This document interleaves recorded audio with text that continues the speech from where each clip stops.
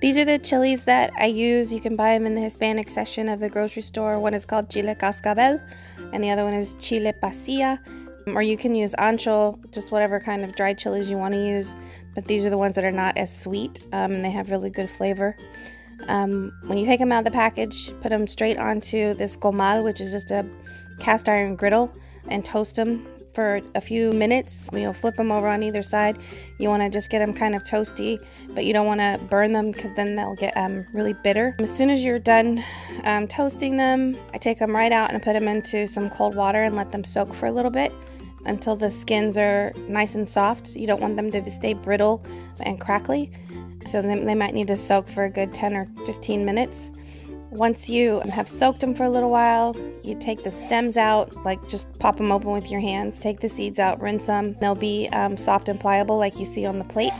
I put them directly into the blender and blend them until they come up, make like a creamy sauce. And you can add some of the water that you were soaking them into to blend them. Okay, look. This is how we make our enchilada sauce. This is onion and garlic that I'm cooking in lard, and you just make a roux. You take a little bit of flour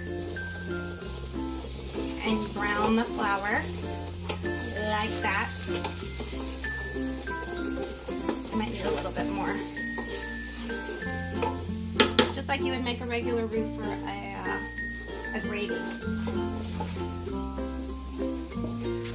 Now, once the flour has gotten nice and brown with your onion and garlic, these are the hot peppers that I have prepared. So these have been roasted and soaked with water and then ground up in the blender. You have to keep stirring this so it doesn't burn the flour.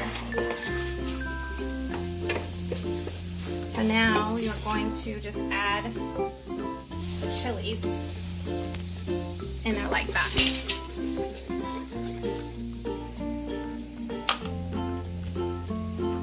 So this is just like what you would use if you were putting chili powder in it. You can use chili powder if you don't want to make your own chilies.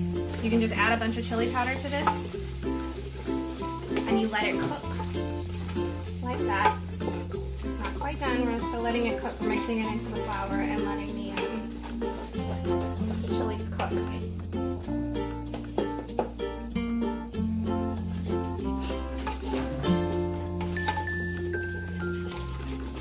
Nice and mixed up.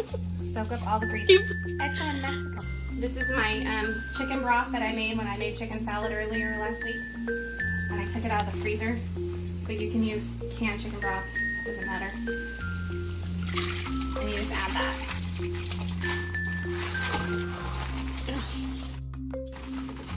You be quiet.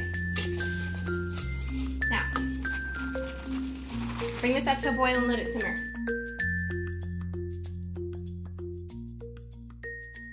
Part two. Okay, Sophie's up. So this was my sauce. We let it like simmer, come to a boil, and get kind of thick. And so this is the putting together part. You have to fry the tortillas just a little bit, like not a lot, just to get them a little bit cooked. So, you like that? Just like that, because you don't want to bake uncooked tortillas.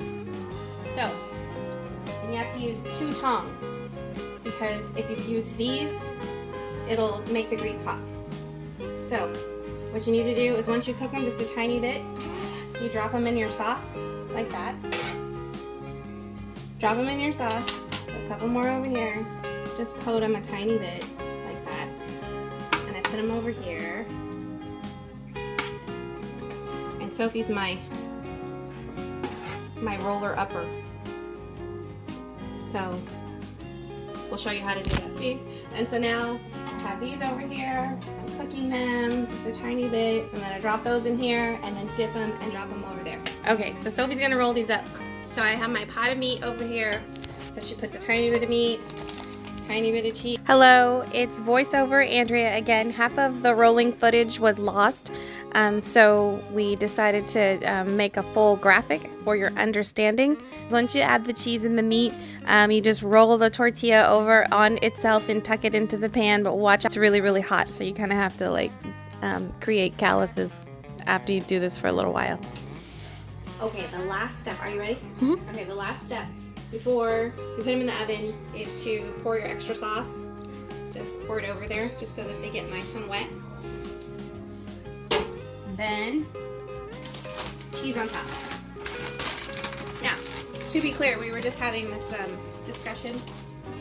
Enchiladas are a very Tex-Mex food. They're not Mexican food. You won't get these in Mexico. Nobody in Mexico would ever dream of using yellow cheese on anything ever. So there we go.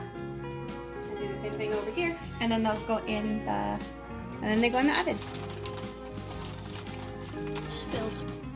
Okay, so these are white cheese shrimp enchiladas that Sophie made. And it's basically the same sauce with the roux, except that you add crema, Mexican crema, and cheese. Let me know if you want the recipe for these, because they're really awesome.